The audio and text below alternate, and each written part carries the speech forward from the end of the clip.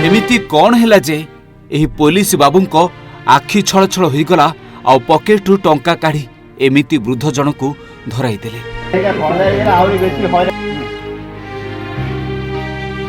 आजिकाली कम बयसर प्रेम अल्प दिनर बाहाघर जोंठी लोकंकू विरक्त करि दउछि एही स्वामी स्त्रींकर कहानी आज पुलिस बाबूंकर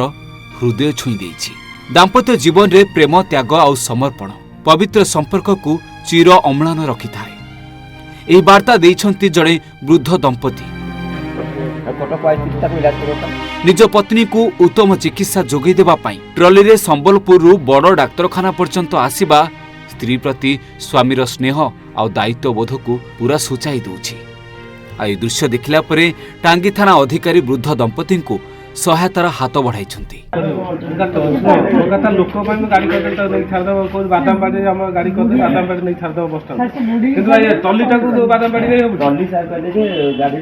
सूचना अनुसार संबलपुर मेदीपड़ा गोलबजार अंचलर ट्रॉली चालक बाबू लोहार पत्नी ज्योति लोहार गत 2 मास तले पक्षाघात रोगरे पीड़ित थिले। तेणु बाबू अर्थ अभाव निज पत्नीर उत्तम चिकित्सा निमंते निज टॉली रे संबलपुर कटक बड़ मेडिकल को नहीं आसीथिले। सोमवार दिन डाक्तर तांको पत्नी को मेडिकल डिस्चार्ज करिबा परे बाबू लोहार पुणी संबलपुर अभिमुखे निज टॉली रे स्त्री को बसाई जाउथुआ बेले चौद्वार गांधी छक ठारे एक अजଣା ट्रक धक्का देबारु सेठारे दुर्घटना घटितला। संबलपुर बापा एडी टांगी थाना आएसी तुम बहुत साहाय्य करले बहुत साहाय्य करले बहुत देले बहुत धन्यवाद हेले सार करले अब आ कोन सारू को देबे कहबे और सार मन कोन जहां मर्जी जगन्नाथ अछंती से मन देबे जहां देई पारबे बापा आ मु कोन करबे संबलपुर केमती को विकास सर थिले से विकास सर मते बहुत साहाय्य करले एतकी साहाय्य करले कि और किछि कहि पारबे नै बापा बहुत साहाय्य करले विकास सर मते मेडिकल रू ये आईसी अछंती विकास सर हां बहुत साहाय्य करले बहुत साहाय्य करले आसीथिले बहुत साहाय्य करले हमर बुढ़ा बुढ़ी को बहुत मदद करले देले जहाँ देला चला से देई के बापा ताकू नमस्कार ताकू जगन्नाथ बहुत बढ़िया रखू विकास सर को। पर चौद्वार पुलिस सेठारे पहुंची तांको स्त्री को टांगी गोष्ठी स्वास्थ्य केन्द्र को नहीं चिकित्सित कराइथिले। सेठारे स्वास्थ्य केन्द्र पक्षरु समस्त चिकित्सा जोगाई दिया जाइतिला।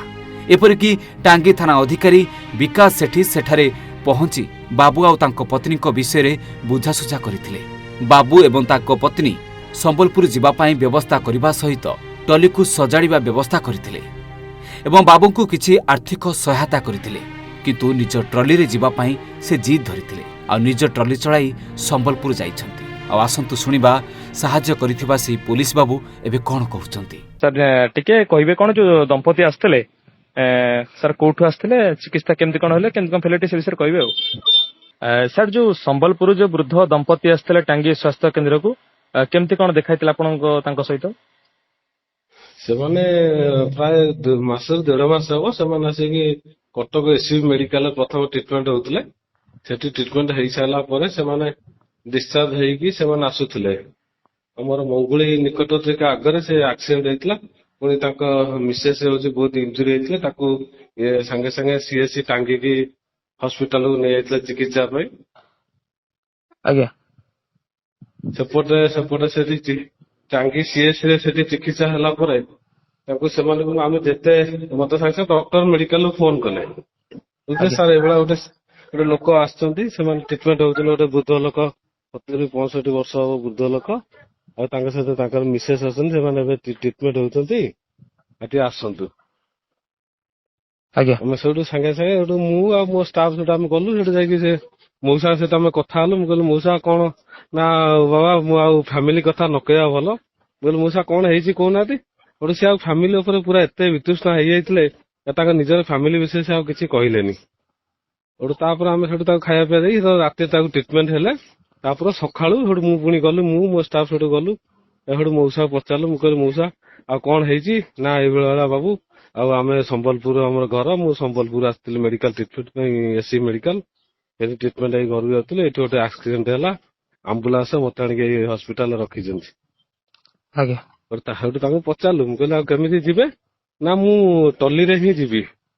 मु कहली कोन मौसा टल्ली जिबे ना मो लाइफ रहउची 2टा दिनस एबे अछि आज्ञा ଗୋଟେ ହଉଛି ମୋ ଭାତ ହାଣ୍ଡି ହଉଛି ମୋର ଟଲି, ଆଉ ହଉଛି ମୋର ଫ୍ୟାମିଲି କହିଲେ ବା ମୋ ଲାଇଫ କହିଲେ ମୋ ସ୍ତ୍ରୀ କେ ବୁଝାଏ। ଆଉ ମୁଁ ଏ ବୟସରେ ମୁଁ ଯେତେ ପରିଶ୍ରମ କଲେ ବି ଆଜ୍ଞା ମୁଁ ଯେତେବେଳେ ଟଲି ଚଲାଏ ପଛକୁ ଅନେଇ ଦେଖିଦେଲେ ମୋ ସ୍ତ୍ରୀ ହିଁ ଦେଖିଦେଲେ ମୋର ସବୁ ପୁରୀ ଯାଏ। ଆଜ୍ଞା